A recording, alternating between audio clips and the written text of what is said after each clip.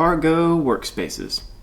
In Chapter 12, we built a package that included a binary crate and a library crate. As your project develops, you might find that the library crate continues to get bigger and you want to split up your package further into multiple library crates. In this situation, Cargo offers a feature called Workspaces that can help manage multiple related packages that are developed in tandem. Creating a workspace. A workspace is a set of packages that share the same cargo.lock and output directory. Let's make a project using a workspace. We'll use trivial code so we can concentrate on the structure of the workspace. There are multiple ways to structure a workspace. We're going to show one common way. We have a workspace containing a binary and two libraries. The binary, which will provide the main functionality, will depend on the two libraries. One library will provide an add1 function, and a second library an add2 function. These three crates will be part of the same workspace. We'll start by creating a new directory for the workspace. Next, in the add directory, we create the cargo.toml file that will configure the entire workspace. This file won't have a package section or the metadata we've seen in other cargo.toml files. Instead, it will start with a workspace section that will allow us to add members to the workspace by specifying the path to our binary crate. In this case, that path is adder. Workspace members equals square brackets adder. Next, we'll create the adder binary by running cargo new within the add directory. At this point, we can build the workspace by running cargo build. The files in your add directory should look like this.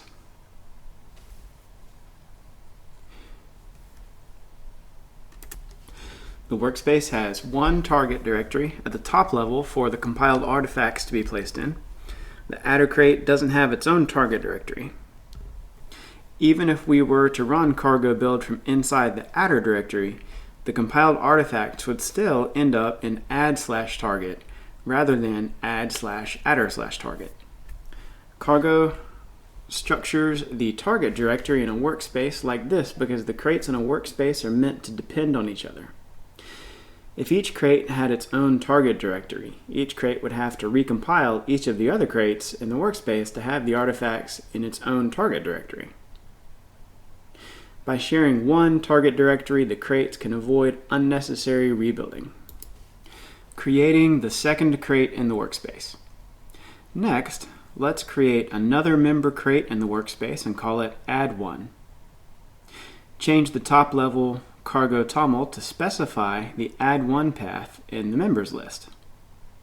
Then generate a new library crate named add1. Your add directory should now have these directories and files. In the add1/source/lib file, let's add an add1 function. Pub function add1 takes x of type i32, returns an i32, x plus 1. Now that we have a library crate in the workspace, we can have the binary crate adder depend on the library crate add1. First, we'll need to add a path dependency on add1 to adder/cargo.toml. Dependencies add1 equals curly braces, path equals ... /add1. Cargo doesn't assume that crates in a workspace will depend on each other, so we need to be explicit about the dependency relationships between the crates. Next, let's use the add1 function from the add1 crate in the adder crate. Open the adder/source/main file and add a use line at the top to bring the new add1 library crate into scope. Then change the main function to call the add1 function as in listing 14.7.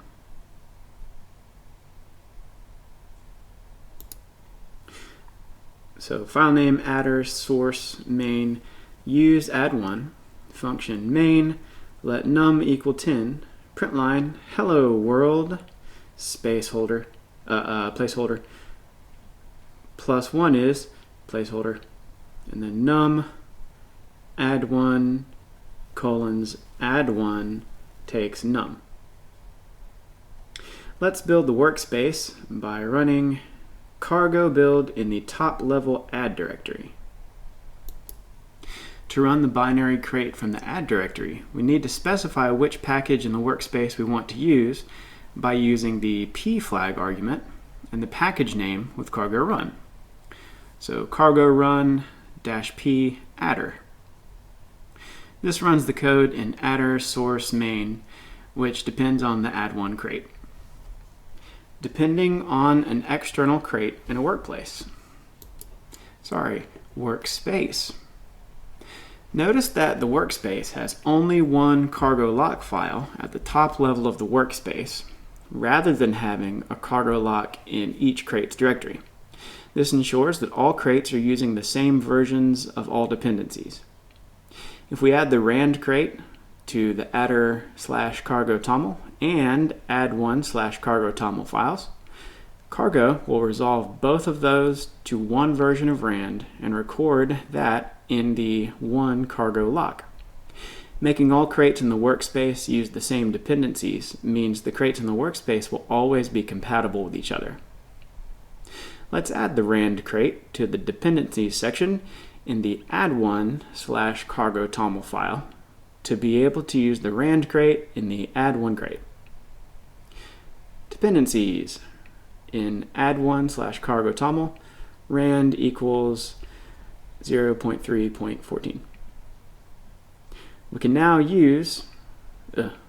add use rand to the add1/source/lib file, and building the whole workspace by running cargo build in the add directory will bring in and compile the rand crate.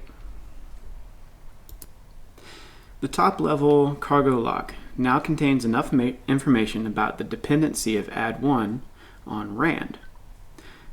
However, even though rand is used somewhere in the workspace, we can't use it in other crates in the workspace unless we add rand to their cargo.toml files as well. For example, if we add use rand to the adder source main file for the adder crate, we'll get an error.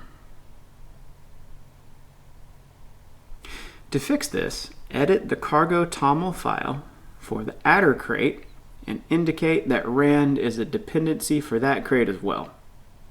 Building the adder crate will add rand to the list of dependencies for adder in cargo lock, but no additional copies of rand will be downloaded. Cargo has ensured that every crate in the workspace using the rand crate will be using the same version. Using the same version of rand across the workspace saves space because we won't have multiple copies and ensures that the crates in the workspace will be compatible with each other. Adding a test to a workspace. For another enhancement, let's add a test of the add1:add1 function within the add1 crate. Public function add1 takes x of type i32, returns an i32, x plus 1. Attribute configure test. Mod tests use super::glob attribute test. Function it works. Assert equals 3 and add1 takes 2. Now run cargo test in the top level add directory. The first section of the output shows that the it works test in the add1 crate passed. The next section shows that 0 tests were found in the adder crate, and then the last section shows 0 documentation tests were found in the add1 crate. Running cargo test in a workspace structured like this one will run the tests for all the crates in the workspace. We can also run tests for one particular crate in a workspace from the top level directory by using the p flag and specifying the name of the crate we want to test. Cargo test p flag add1. This output shows cargo test only ran the tests for the add one crate and didn't run the adder crate tests. If you publish the crates in a workspace to crates.io, each crate in the workspace will need to be published separately. The cargo publish command does not have an all flag or a p flag, so you must change to each crate's directory and run cargo publish on each crate in the workspace to publish the crates. For additional practice, add an add to crate to this workspace in a similar way as the add one crate. As your project grows, consider using a workspace. It's easier to understand smaller individual components than one big blob of code. Furthermore, keeping the crates in a workspace can make coordination between them easier if they are often changed at the same time. Installing binaries from crates.io with cargo install. The cargo install command allows you to install and use binary crates locally. This isn't intended to replace system packages. It's meant to be a convenient way for Rust developers to install tools that others have shared on crates.io. Note that you can only install packages that have binary targets. A binary target is the runnable program that's created if the crate has a main file or another file specified as a binary, as opposed to a library target that isn't runnable on its own, but is suitable for including within other programs. Usually crates have information in the README file about whether a crate is a library, has a binary target, or both. All binaries installed with cargo install are stored in the installation's root bin folder. If you installed Rust using rustup and don't have any custom configurations, this directory will be home /.cargo/bin. Ensure that the directory is in your path variable to be able to run programs you've installed with cargo install. For example, in Chapter 12 we mentioned there's a Rust implementation of the grep tool called ripgrep for searching files. If we want to install ripgrep, we can run the following: cargo install ripgrep. The last line of the output shows the location and the name of the installed binary, which in the case of ripgrep is RG. As long as the installation directory is in your path, as mentioned previously, you can then run RG flag help and start using a faster, rustier tool for searching files. Extending cargo with custom commands. Cargo is designed so you can extend it with new subcommands without having to modify cargo. If a binary in your path is named cargo-something, you can run it as if it was a cargo subcommand by running cargo something. Custom commands like this are also listed when you run cargo flag list. Being able to use cargo install to install extensions and then run them just like the built-in cargo tools is a super convenient benefit of cargo's design. Summary. Sharing code with cargo and crates.io is part of what makes the Rust ecosystem useful for many different tasks.